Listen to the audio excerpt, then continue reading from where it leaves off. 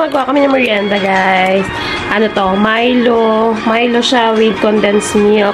Tapos, finlat na tasty. Papalamanan mo. So, yun, may plastic to, guys. Lagyan ko plastic para makapatong kami dyan. Tapos, ibibilog siya. Wait, pakita ko sa inyo. How? Spin siya sa gluto nuts. Nalagyan niya ng butter. May butter yan. Tapos, merong egg. Huwag mo ganyan-ganyan. Hayaan mo lang siya. Tapos, may egg. Bibilog siya. Tapos, ano dun sa egg.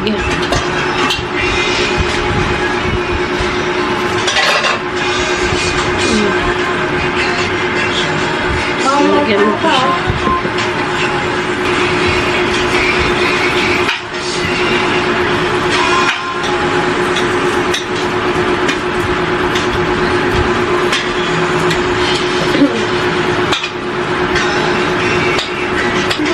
Dahil wala kaming pang guys, ito yung dulo ng nilagyan ko na lang ng plastic para ma-flat ko siya dito.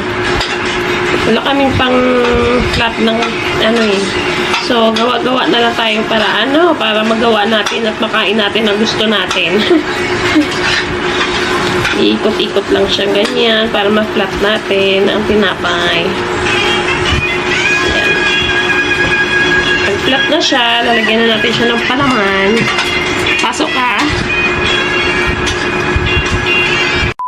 Here's the finished product. With Milo.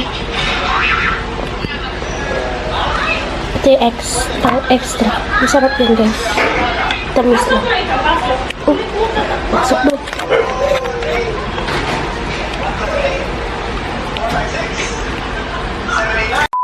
Tomorrow. Good morning guys. Today is Monday, January 19 na. Bumili na rin ako ng ulam kasi wala tayong stocks. Bumili ako pork chop. 6 pieces sa 196. So mga nasa 200 na rin to guys. Pero malalaki siya. Malalaki yung cut niya. Kaya siguro magluluto lang ako dito ng 3 peraso. Para sa amin ni Princess mamaya. Hanggang mamayang gabi na namin yan.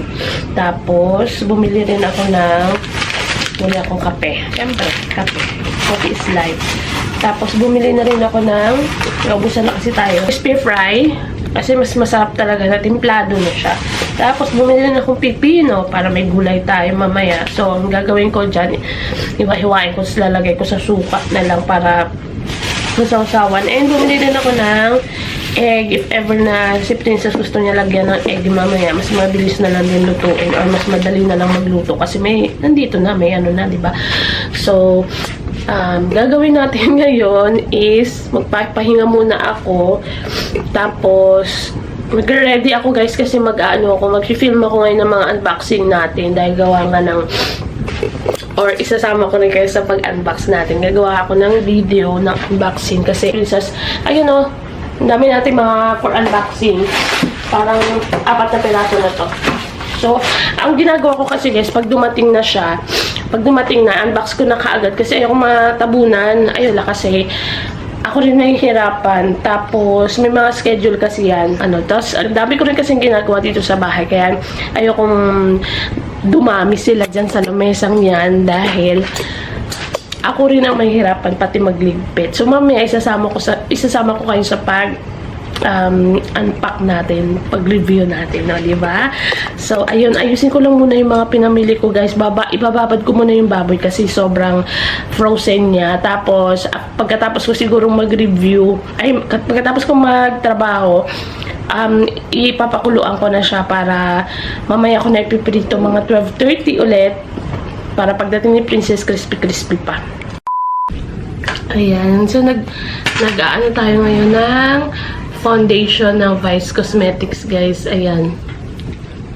Ayan siya. Na-spread ko na siya sa mukha ko. And talagang hindi pantay. At hindi rin kasi ako naglagay dito sa leeg. Kasi nga, dito lang naman ako sa bahay. Iti-test lang talaga. I-wear test lang talaga natin siya. And down na tayo. Bakit kayo kayo? And done. Nag-review tayo na ito, guys. So, ito, vitamin C. Vitamin C ng 9 yan, basic. Ilalagay lang siya sa tubig. So, mamaya ipapakita ko rin sa inyo para kung gusto nyo na mag-purchase. And nagpapakulo na tayo ngayon ng pork. Papakulo na ako ng pork kasi magnanay na.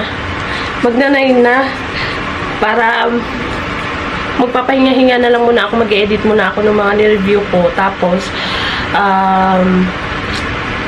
lulutuin natin siya 12:30. May kanin naman na. Mamaya ko na to ilalagay sa tubig para pag iinumin ko na lang agad. Okay. So, mag-edit lang muna ako katapos ko lang mag-review ng mga product natin.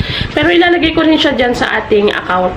Dito sa ating account para makita nyo yung mga product na yon. Para kung if ever na gusto nyo ma-purchase yan, ilalagay ko rin dyan sa itatag ko rin.